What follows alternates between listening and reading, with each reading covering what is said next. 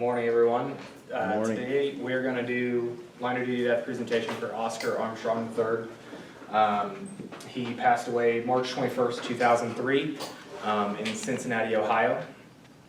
He, 25-year-old, he only had 3 years on in the fire service. Graduated with the 2000 Cincinnati Fire Department recruitment class. Survived by 3 children, 2 sons, 1 daughter, who was actually born in June of 2003, a few months after he passed away. Had a fiance at the time, some brothers and sisters, and his mom was still living. Cincinnati, this is just an overview of the Cincinnati Fire Department. They've got all that stuff. Almost 800 people, 26 stations, 26 engines, 13 ladders, ALS units, 78 square miles in Cincinnati. 186 total firefighters each day. They average 16 structure fires a day. So this isn't like a slow department. Out of 26 stations, 16 of them, you have 16 fires a day. That's pretty busy compared to a lot of places in the U.S. Maybe not to like FD&Y or stuff like that. Average out the door time is quick, 1 minute to 24 seconds, and average time from when they're to on scene, a little over 4 minutes. So they get there quickly. It's not like they have long drives and extended times for the fire to spread. The address was 1131 Laidlaw Avenue. That's about 90-year-old, 2 stories with a basement, ordinary with a brick facade. This is the layout. So they had a front door here, rear door, stairs in the middle, dining area, and a front living room. Just another view of it that they had, kind of had a jut out. The fire originated in the back, in this back kitchen area, from food that was left unattended on the stove. There were 3 residents home at the time. 2 of them were upstairs and 1 of them was in the basement. The 2 upstairs smelled smoke, went down, found a fire on the kitchen, and then they alerted everybody else. There was 1 other occupant in the house that left 20 minutes prior, that left out of the back kitchen door, so they think possibly he knocked the stove on when he left, but they don't know for 100% sure. They told the resident that called 911 from the phone inside. They didn't have cell phones back then, they weren't as widely as now. He was the last one out, and he notified dispatch that everybody was out of the fire. Unfortunately, dispatch didn't relay that to the crews. So they did not know, and they did not obtain the information from the people on scene before the fire got going.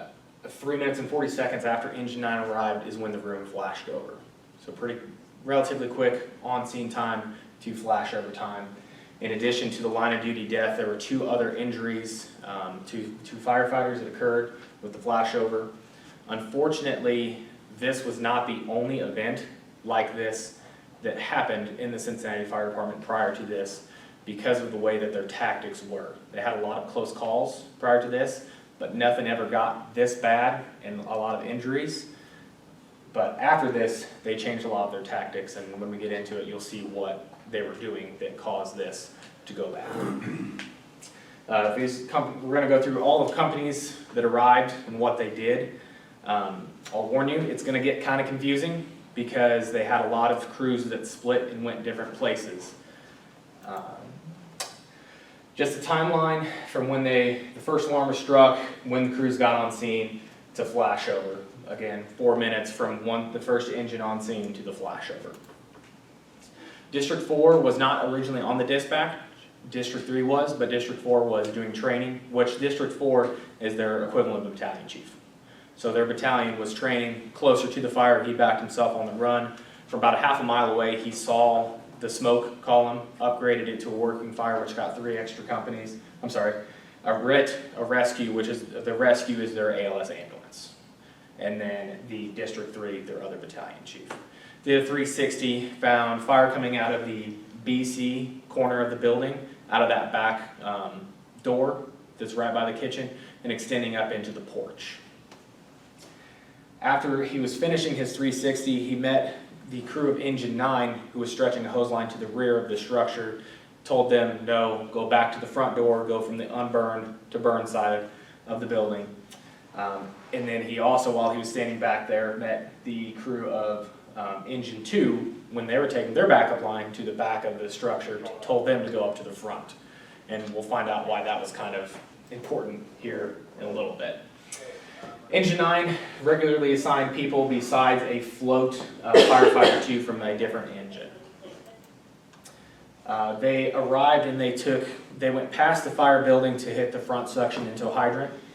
After that, the captain directed the 2 firefighters on the back. Firefighter 1 is Oscar Armstrong.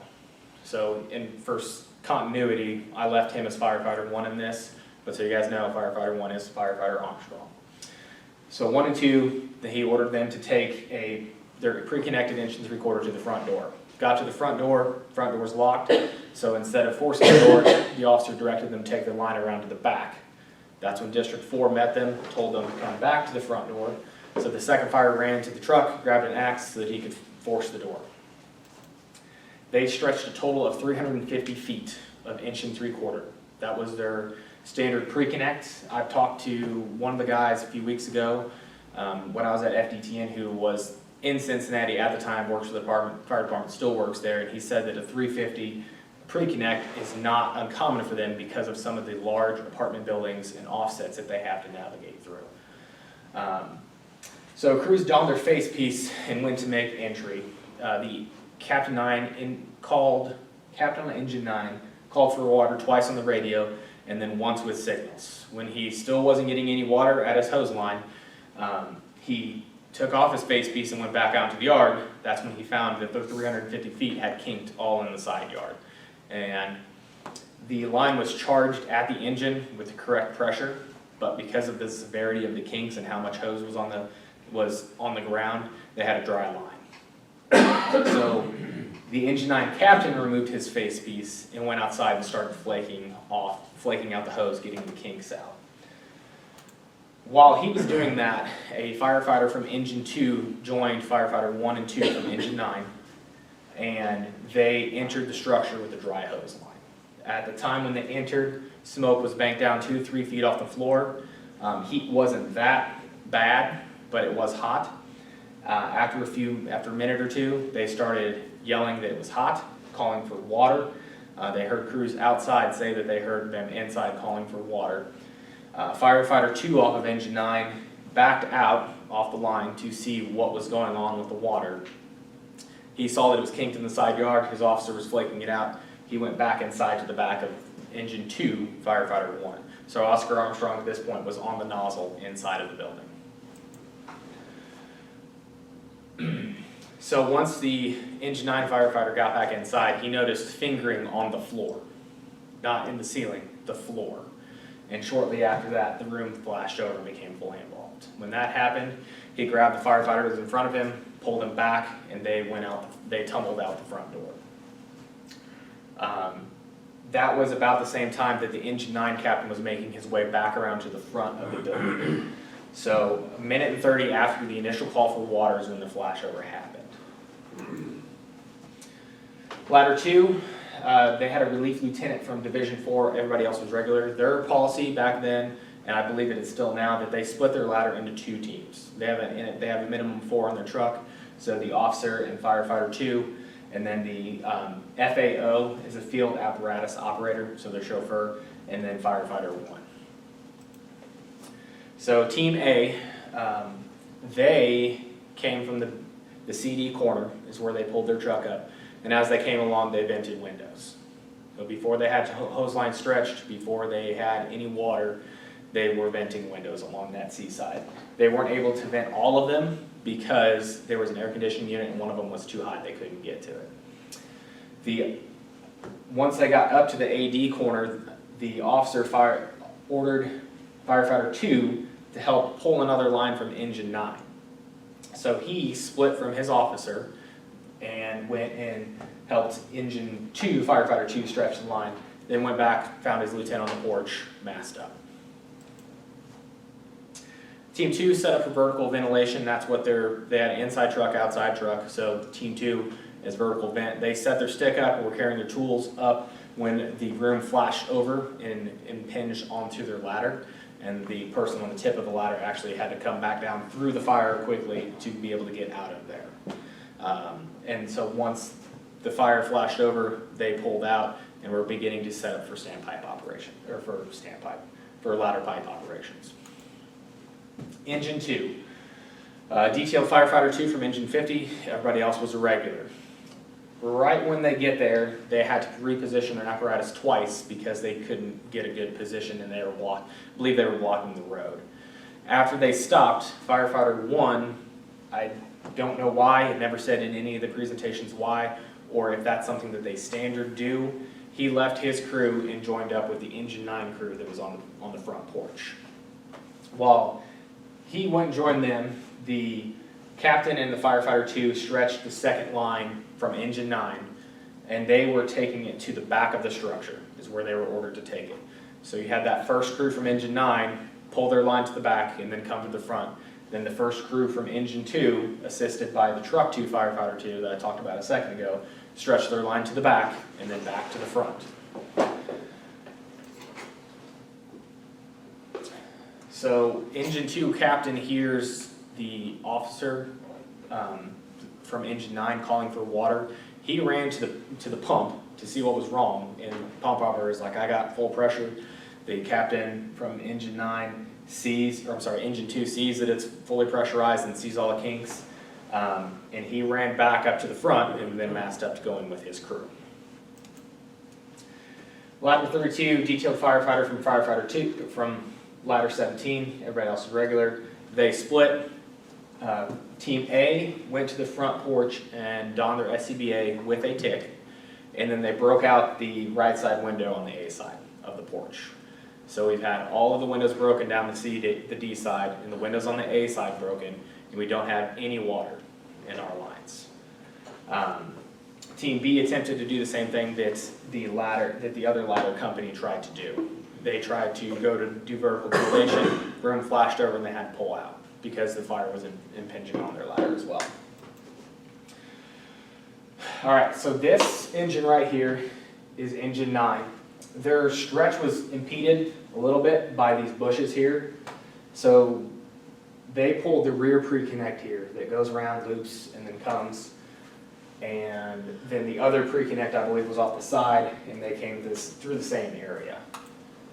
That's an aerial shot of how much hose was laid out. So all of this hose is engine 9, the first line and the second line, all going through the same place. That's after it's stretched out, and it still looks like, and it's a giant mess and unkinked. So that's still a giant mess after that. That's still going to be really hard to be able to get inside and make a stretch because of where your hose is all laid out. Before, it was 2 hose lines on top of each other, kinked, and no water to the front. This is just an illustration that they had that shows the progression of the events that was in the report that I got all my information from. Like I said, they had to go through this little area. So went to the front door, couldn't get in, stretched to the back. D4 told them to go to the front. So they got all that. Then you got the ladder 2, officer and firefighter, that's going to come down, break all these windows. After they've got back up to the front, the other line stretched, the hodgepodge crew of the engine 9 firefighter 1 and 2 and engine 2 firefighter 1 go inside while all of their officers are outside. At this point, the room is about ready to flash. So this is just prior to the flashover. You've got everybody kind of converged around this front area, and the 3 people inside are driving. Like I said before, we noticed in the first part, a lot of the crews split up and went to different areas. It gets even worse. They really split after this. So I apologize, it's going to be a little bit confusing trying to keep up with everybody, but that's how the incident was. So flashover occurred at about 8:52, and firefighter Armstrong wasn't removed from the building until 9:03. District 4 saw the 3 firefighters on the front porch after the flashover event. He broadcast evacuation on channel 1. He ordered a second alarm, ordered evacuation, and firefighters from ladder 2, and he called engine 2 for a PAR and began other PAR stuff. The ladder 2, firefighter 2, informed District 4 face-to-face that they could not go defensive because there was a firefighter still trapped in there. Again, he broadcast for PAR. Then, after he broadcast for PAR, he sees the engine 2 crew enter the building from the front porch on the A side and is upset because he's disobeying their order for evacuation. He again calls for PAR from engine 2 with no response, and then he hears a mayday called over the radio. He assigned District 3 and Rat 20 to the mayday, and then he ordered engine 32, which was on the second alarm company, to the C side of the building to go through the rear door and then fight fire on in the back and then up into the upstairs. Engine 2 captain notified that he found a downed firefighter over the radio, and then after they entered, then they noticed engine 2 firefighter 1 in the front yard with PPE, which is not the mayday. He is not Oscar Armstrong. Engine 2 firefighter 1 is the firefighter that the second firefighter from engine 9 pulled out behind him. So he sees him in the front yard with PPE smoking and goes up face to face and asks if he is the firefighter that the mayday was for, and he says yes. At that time, District 4 thought that the mayday was over because they didn't have good accountability to know who was who and who was where. Met with the fire chief. When the fire chief arrived, relayed the information to him. He then, once they finally carried out engine 9 firefighter 1, Oscar Armstrong, that's when they figured out that that's when the District 4 figured out that it was a firefighter, not a civilian like he initially thought, that they were pulling out the window. After that, he was relieved of command by the training chief after the removal. Engine 9, captain, he returned to the porch from that C side, or from the D side, like I said. He saw 2 firefighters come out, and then a third on the porch. He assumed that those were the 3 firefighters that went in. They think that it was a firefighter from ladder 32 that was on the porch that he saw that was that third person. So he did not, and he thought that the engine 2 firefighter 1 was his other firefighter. So he thought that all of his crew was out of the building, which was not correct because he was out in the yard unkinking hose line.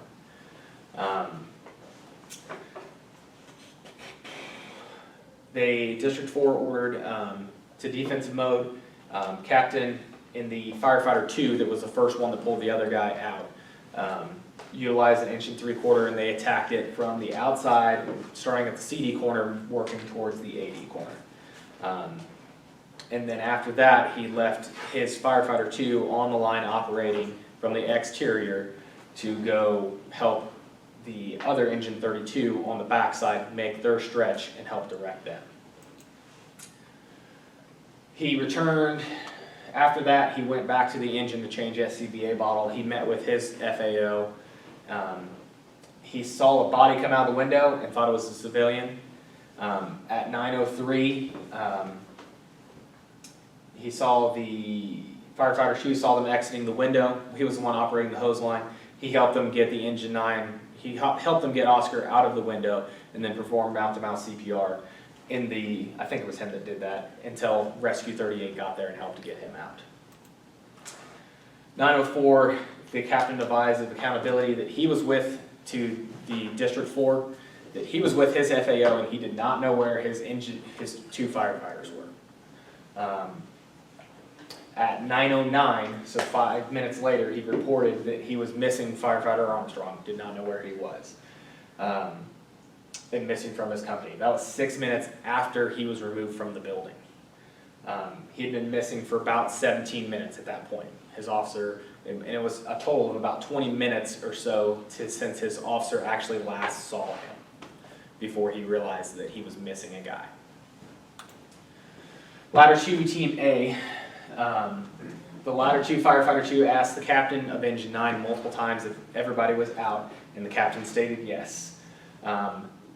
Firefighter 2 stated that he saw what he thought was a firefighter inside of the building, and he reported that face-to-face to District 4.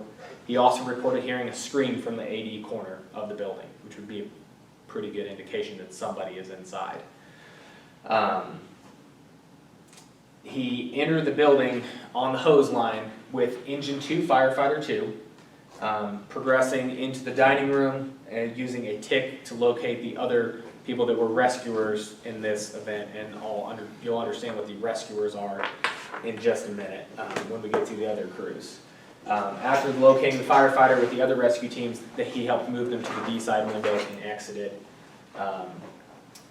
Ladder 2 lieutenant entered the fire building through the front door, utilizing a hose line with Engine 2 captain and Ladder 32 firefighter.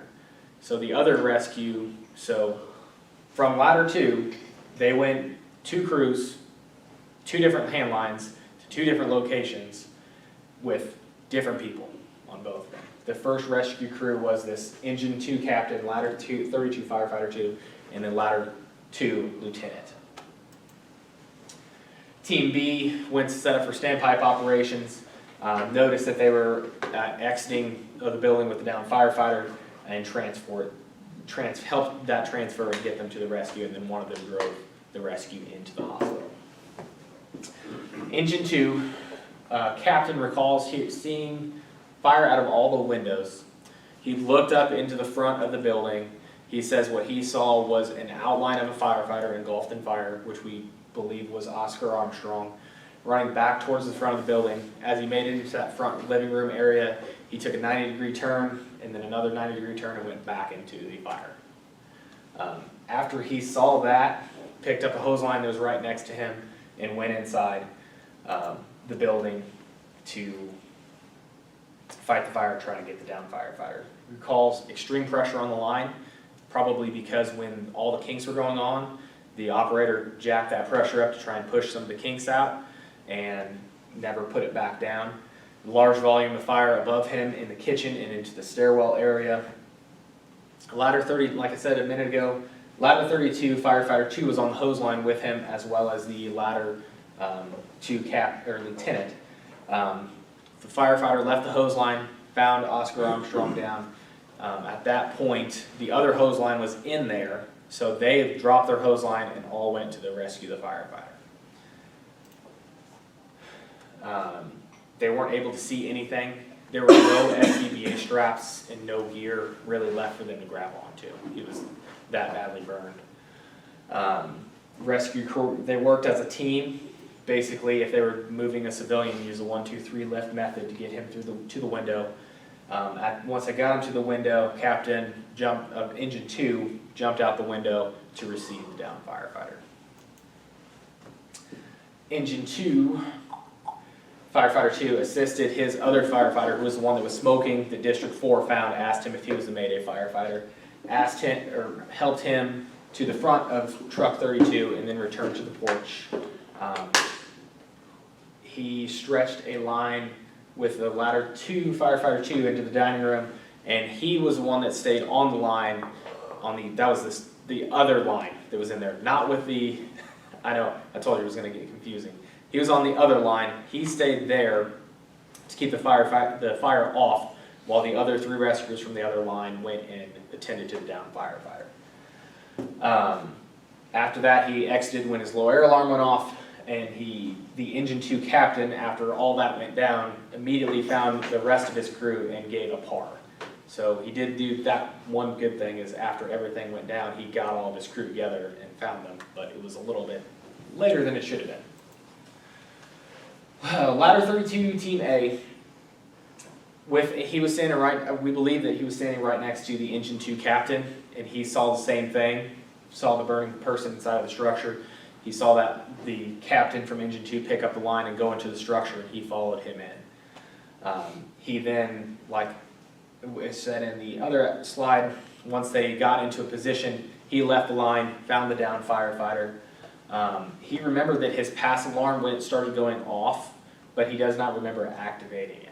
I wonder if some of the MSAs had especially some of the older ones, had a built-in heat detector that would beep at you once it got to a certain temperature to say, hey, you need to pay attention to what's going on because it's getting real hot in here. After he assisted the firefighter out, then he was the one that did mouth-to-mouth and CPR on Oscar Armstrong in the front yard, after he just found him and pulled him out of the window.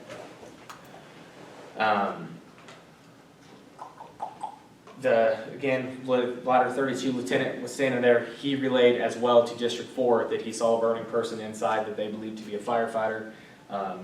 He then assisted moving Engine 2 Firefighter 1 to the bumper of Ladder 32, and then he entered with Engine 2 Firefighter 2 and then Ladder 2 Firefighter 2 and performed a search with a tick. So you've got all kinds of hodgepodge crews going everywhere, going into this building to find Oscar. Team B, Firefighter 1 guarded down power lines as he was directed by District 4, and the FAO just moved the ladder to be out of flames. Engine 32 was the second alarm company. They arrived about 5 minutes after the flashover. Relief lieutenant and a detailed firefighter. They were ordered to stretch a line to the back, and then knock down fire on the second floor.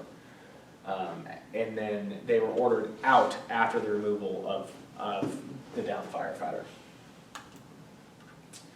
RAT-20, Rapid Attack Team, I believe is what that stands for. Detailed lieutenant, detailed firefighter, and a relief FAO. So only one of them was a regular crew for your RIT team. When they got there, they were assigned to assist with the Mayday efforts. Firefighter 1 and 2 entered with the RIT pack and performed primary search. They could hear a pass device going off. They went to that and found a group, that was the Ladder 32 firefighter whose pass started going off. They found him and the other crews. They had already moved the downed firefighter, so they exited and went to relief. Firefighter 2 on their way out found a melted pass device in the front room and tossed it outside so that it would not be confused with what was already found. The lieutenant and the FAO entered the room to do a search, and then they exited after they heard that the firefighter was removed. Typically, they would only have 3 instead of their 4, because they already had a Division 3 there. That person, Division 3, took over as safety and accountability.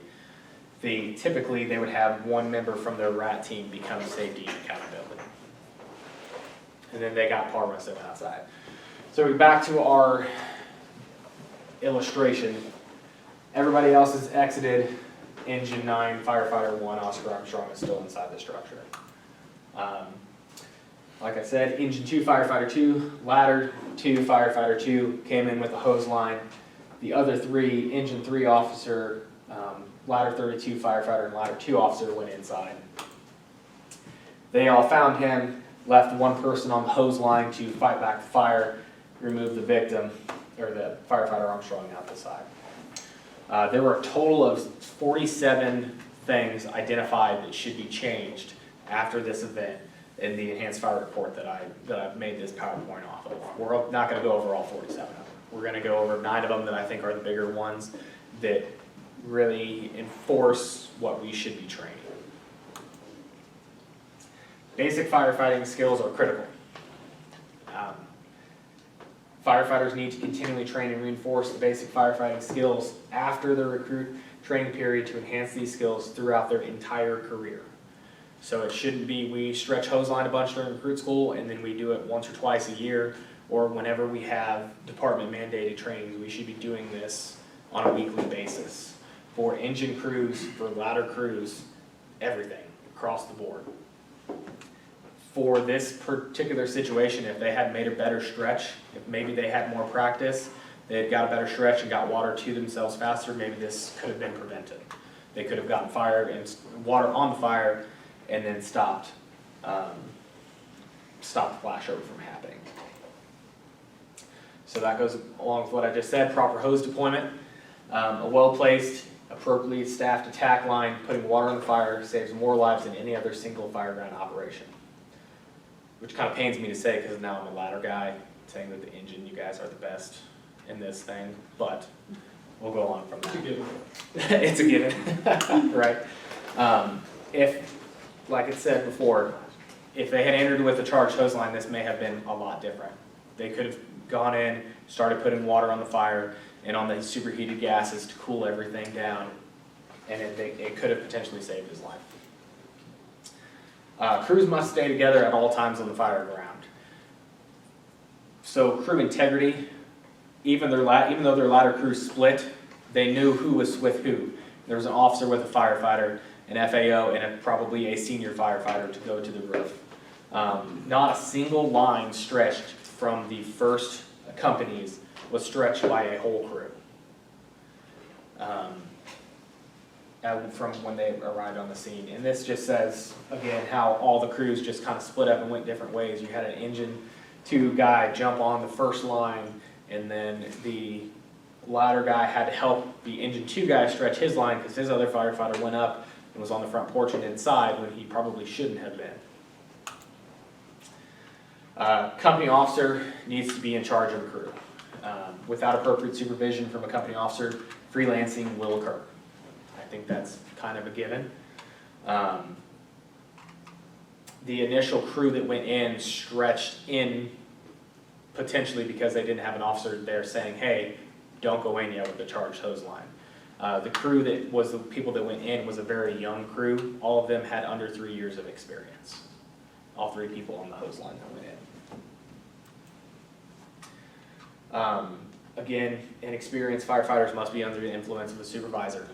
This 2.5 years of experience was firefighter Armstrong, and then the FAO on engine 9, and then the firefighter 2 on engine 9 only had 1.5 years of experience as a firefighter. So we need to keep an eye on our young guys, make sure that they are supervised, and we're teaching them what we're seeing as officers too,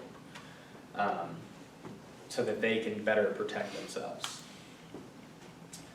Crews can't go into a fire environment without a charged hose line. There are certain times and places where stretching into structures with a dry line are acceptable. A lot of companies do it, especially on the East Coast, into apartment buildings to the floor below, or a safe area of refuge where you can close the door and be isolated. In this case, there was not that opportunity. They stretched into an environment that had that had smoke banked 2 to 3 feet from the floor without a charged hose line. Should not have happened. Crews must maintain their assignment throughout the incident. Like we talked earlier, everybody just kind of split off and went into a whole bunch of different areas. They didn't maintain crew integrity, and then they didn't maintain their functions that they're supposed to do. If the engine 2 crew had stayed together and that firefighter 1 hadn't gone on that line, they could have stayed together, made a stretch in to put the fire out, while the ladder 32 firefighters, the 2 of them, if they had stayed together, could have done a search for the downed firefighter with a charged hose line going into the structure. But they didn't, and everything fell into place how it did. A strong command presence is needed from the beginning of the incident and maintained throughout. What kind of happened on this is the battalion, District 4, moved from, he was initially at the rear of the structure, and then he went up to the front of the structure. At one point he went back to the rear of the structure, so there wasn't a set, he was seeing things from potentially too many different sides, and not seeing everything that was playing out in the front yard because he was in the back of the structure. Potentially a set command post towards the front of the structure where he can see the crews coming in and what's going on could have helped him see the accountability issues and really done potentially a better job. The incident commander must maintain an accurate account of all firefighters operating at the incident. For this particular scenario, I think it also falls on the company officers, because a battalion can't always know exactly where everybody is at. He should know pars of how many people are on what trucks in his district that day. But the company officers also need to maintain and know where their people are at. Like we said earlier, it was almost 20 minutes after firefighter Armstrong was lost that his company officer realized that he was lost, for 100% sure. So like I said, those were just 9 of the recommendations.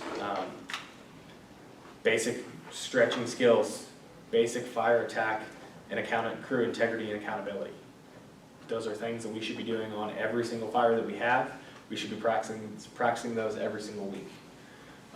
Here are just a few pictures of his personal protective equipment that he had on after they pulled him out. That is his helmet. So not a lot left. His hood, what was, I believe, the bottom part that was under the coat, and this is everything around the face. This is his firefighting coat. That's what's left of the flashlight that was on his front pocket. Pants. These are his boots. Melted his boots from laying there. And this is what's left of his SVA pack. So as you can see, straps are gone. You've got some hoses. The bottle has started to degrade down there completely. A picture of that's part of the regulator that was still connected to his mask, part of his mask there, and what's left of his face piece. There is a raw footage video from civilians that was taken that actually shows them pulling firefighter Oscar Armstrong out. I do not have that video, and I'm choosing not to show it, because if you see it, it is definitely something that you won't forget. I got all my references from the firehero.org and the enhanced line of duty death report that you guys can find at those addresses if you want. Anybody have any questions? Yes? Did they address the tactics that they changed since then? Yes, I didn't opt to put it in this presentation. In the enhanced the enhanced report, it's a 202-page document. It goes through the tactics that they changed, the personnel that they changed, the cost of everything that it took to change this to. But I chose not to put that in there because we're just looking at what happened that day. And a lot of the tactics that they used then, the taking out all the windows along the side, that's what they did back then. Back in '03 and before, that was common practice for their firefighters. So all of that, in the report, they don't fault the firefighters that took those windows out at all, because that's what they did. And that's why they had all of the close calls before, the injuries before. This was just the first time that it led to a fatality for this department. The last line of duty death before this one that they had was in 1981. So it had been a long time since they had anything. Well, a long time for some big departments, but not that long a time for others. Any other questions? Nope.